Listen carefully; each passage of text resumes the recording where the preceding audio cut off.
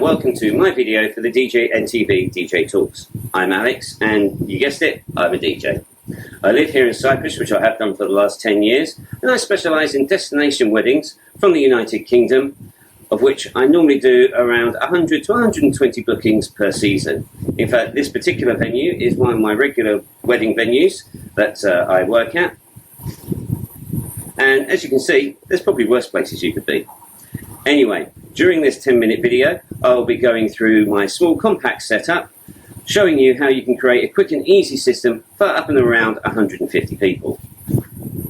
I will go through what equipment I'll be using and what simple tricks I use to make a clean, quick setup and teardown system. Some of which you may know and others you may not.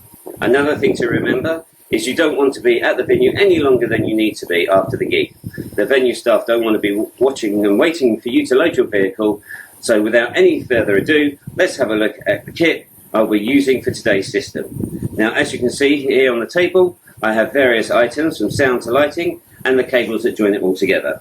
And that's what we'll start with, the cables. Now, a couple of things when it comes to cable management that can really help you save time is cable ties.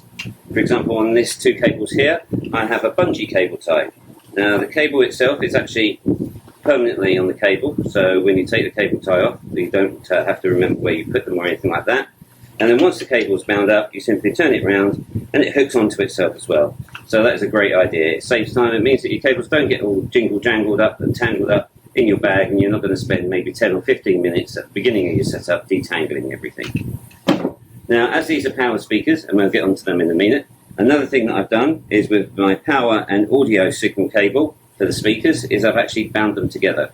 Now, this is perfectly right as long as both your power and your signal cable are well insulated and they are high quality speakers. But obviously by doing this, you're actually laying out one cable to the speaker and from the mixer.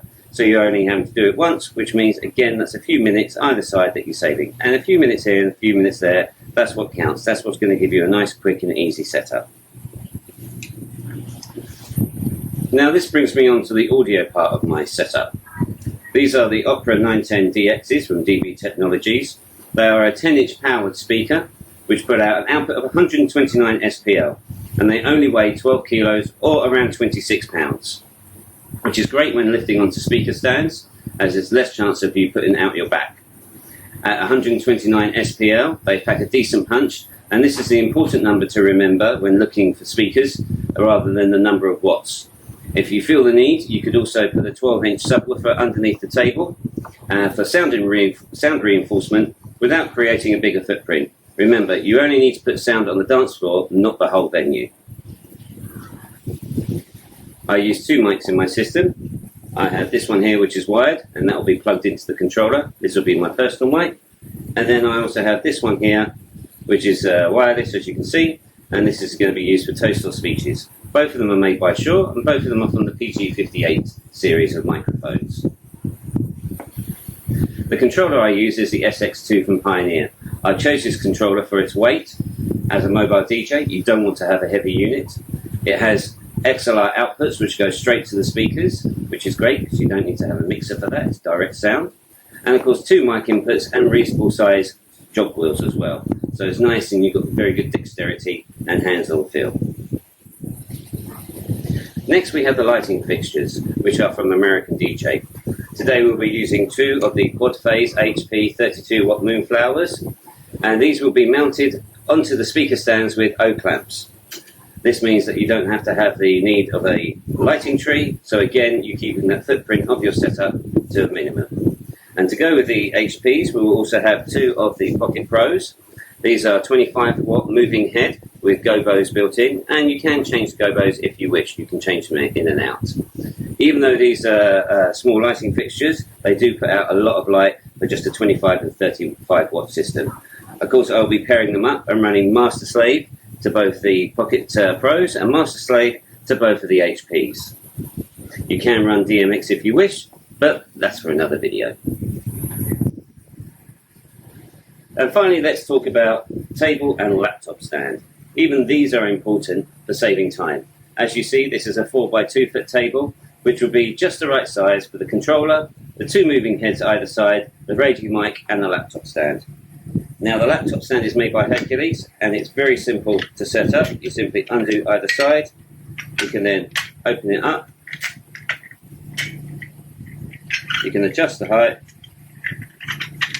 There you go, you've got 3 settings there. Boom, boom, boom. And then once you've got the height right, you tighten up each side. And there you have it. Super tight, super strong. You can put a controller on there. You can put whatever you want on there. It ain't going anywhere. So that is a nice, easy setup stand. It's not like some other stands. I won't mention any brands, but obviously some other stands, you're sitting there with screws and it's multi-this and it. For a mobile setup, that is brilliant. Easy peasy, you've seen how quickly it's put together. Now, a small table is easy to carry, and this also means less room for people to put their drinks on the table. The last thing you want is liquid and DJ equipment mixing together. The only thing that should be mixing at a gig is the music. Also, if you have your own table, you can start to set up as soon as you wish and you enter the venue, rather than sometimes having to wait for the staff to simply give you a table because they thought you didn't really need one for some reason. So that's what's going to go into the system. Let's see what it looks like when it's all set up. Let's cue the time-lapse video.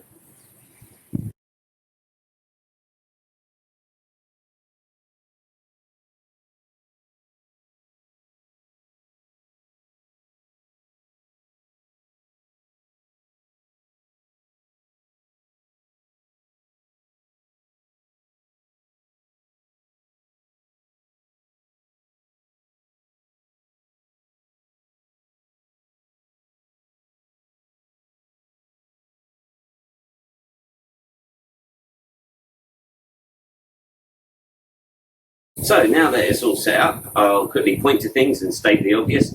Here we have the HP32s mounted on the stands with the O-clamps, as I mentioned before. With that, we have the moving heads on the table, so no need for a lighting stand, increasing your footprint. We have the wide mic.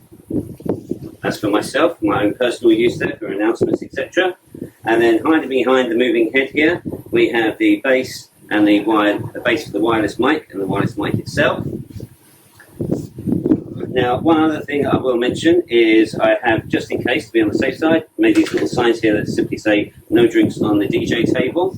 We also have one of these, and what this is one of 2 halves of the extension that you get on a DJ mixer. So if you wanted to have a DJ mixer that says 19-inch rack mountable, you get these to put either side and you'll be able to mount that in. Now, what I've done with this is covered it in felt, and then this actually just fits very nicely between the SX2 controller and its flight case. It fits in there nice and snug, nice and firm as well, and I use this as a mouse table, and that just means that I'm not bending over and straining my back in any way.